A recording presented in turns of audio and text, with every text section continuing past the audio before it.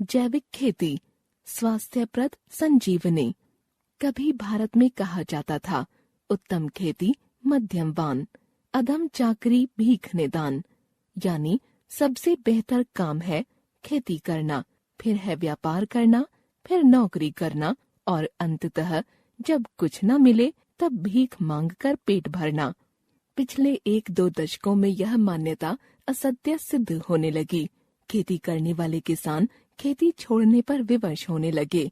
इसका कारण यह रहा कि पिछले कुछ दशकों से खेती के क्षेत्र में अपनाई गई वह पश्चिमी तकनीक, जिसने खेतों को फसलों से लहलहा दिया, लेकिन धीरे धीरे उसकी उर्वरा शक्ति हड़प ली। फसल के साथ कई घातक बीमारियां भी पैदा कर दी। आज दुनिया भर में खेती, पर्यावरण और प्राकृतिक संसाधनों को लेकर एक नई बहस छिड़ी हुई है। यह बहस संसाधनों पर पड़ रहे तकनीक के असर को लेकर है। भारत में 60 के दशक में हरित क्रांति का नाम गूंजा और तब इसका उद्देश्य देश को भूखमरी से मुक्ति दिलाना था। जैसे जैसे समय बीतता गया, रासायनिक उर्वरकों और कीटनाशकों के अंधाधुंध प्रयोग ने भले ही पैदावार में थोड़ी बढ़ोतरी की हो, लेकिन जमीन की उर्वरता को समाप्त कर दिया। अधिक से अधिक उत्पादन पाने के लिए रासायनिक खादों और जहरीले कीटनाशकों का उपयोग प्रकृति के जैविक और अजैविक पदार्थों के बीच आदान प्रदान के चक्र को प्रभावित करता है, जिससे भूमि की उर्वरा शक्ति नष्ट हो जाती है, साथ ही वातावरण प्रदूषित होता है।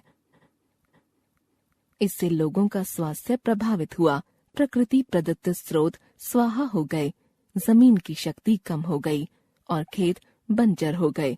यही कारण है कि आम किसान आत्महत्या कर रहा है। इस पर गंभीरता से सोचने और कदम उठाने की आवश्यकता है।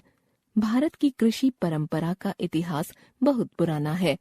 भारत को कृषि प्रधान देश माना जाता है और कहा जाता है कि इस देश की 70% जनता अपनी आजीविका के लिए कृषि पर निर्भर है। जैविक खेती रसायनों से होने वाले दुष्प्रभावों से पर्यावरण का बचाव करती है। भूमि की उपजाऊ क्षमता में वृद्धि हो जाती है, फसलों की पैदावार में बढ़ोतरी होती है। मिट्टी की दृष्टि से भी जैविक खेती लाभप्रद है। भूमि की जल धारण क्षमता बढ़ती है और भूमि से पानी का वाष्पीकरण कम होता है। जैविक खेती पर्यावरण की दृष्टि से भी लाभकारी है। इससे भूमि के जल स्तर में भी वृद्धि होती है। मिट्टी, खाद्य पदार्थ और जमीन में पानी के माध्यम से होने वाले प्रदूषण में कमी आती है। खाद बनाने के लिए कचरे का उपयोग होने से बीमारियों में कमी आती है। फसल उत्पादन की लागत में कमी और आय में वृद्धि होती है। अतः हमें खेतों में उपलब्ध जैविक साधनों की मदद से खाद, कीटनाशक दवा, चूहा नियंत्रण के लिए दवा इत्यादि बनाकर उनका उपयोग करना होगा। इन तरीकों के उपयोग से पैदावार भी अधिक मिलेगी और अनाज, फल, सब्जियां भी विष मुक्त और उत्तम होगी। प्लास्टिक की थैलियां और पर्यावरण। प्लास्टिक की थैलियां भले ही इतनी कम भार वाली हों कि उन्हें उठाकर भी यह अनुभूति नहीं होती कि हमने कोई भार उठाया हुआ है, लेकिन वास्तव में ये इतनी भारी हैं कि हम ही नहीं, हमारी आगामी कई पीढ़ियां भी न तो इनका बोझ उठा पाएंगी और न ही सह पाएंगी। इसलिए हमारी भलाई इसी में है कि हम समय रहते इन्हें अपने से दूर कर दें, इनकी संगति से अपने आप को बचाकर चलें और इनके निर्माण और उपयोग पर अंकुश लगाकर अपनी भावी पीढ़ियों को भी इनके बोझ के तले दबने से बचा लें।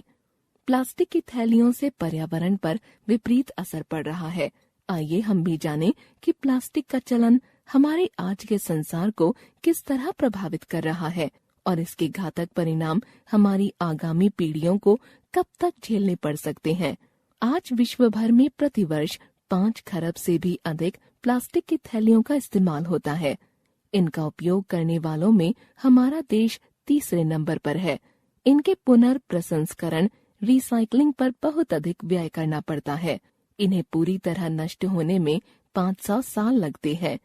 प्लास्टिक विषैले कणों में टूटती है और मिट्टी को प्रदूषित करती है। ये कण खाद्य पदार्थों में भी प्रवेश कर जाते हैं, जिनका असर स्वास्थ्य पर पड़ता है। प्लास्टिक थैलियों के कारण ही शहरों में ड्रेनेज की समस्या आती है। इसके अलावा पानी इकट्ठा होने से मच्छर पनपते हैं, जिससे बीमारियों के फैलने का अंदेशा रहता है। देश भर में प्लास्टिक की थैलियां खाने से प्रतिवर्ष हजारों की संख्या में पशुओं की मौत हो जाती है।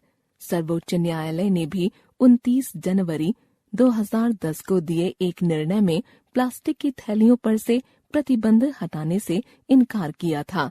प्लास्टिक से सड़क बनाने की योजना पर भी काम हुआ है। राज्य में 40 किलोमीटर सड़क बनाने के लिए 40 टन प्लास्टिक का उपयोग किया गया है। दिल्ली, महाराष्ट्र, मध्य प्रदेश सहित देश के कई राज्यों में प्लास्टिक की थैलियों के उपयोग पर प्रतिबंध है।